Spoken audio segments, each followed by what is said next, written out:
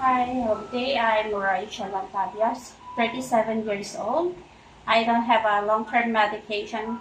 I have no tattoo, but I put a birthmark on my left arm. I'm married without kids.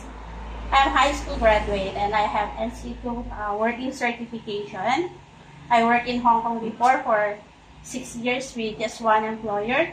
There are 5 members of the family, and my duties while working with them are taking care of their jolly little boy.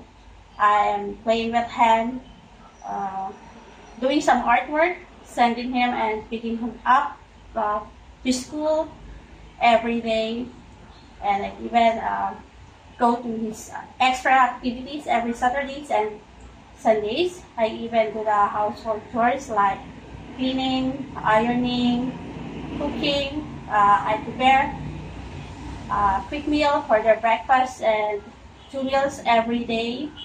I even do the laundry and some baking sometimes.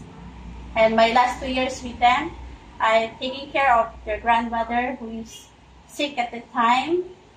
And I am willing to take care of newborn baby, willing to take care of pets and do gardening. I even willing to work with another maid. And okay, here to my future employer, I will do my very best and do my very hard work to reach your expectation and hope we get well soon. Thank you.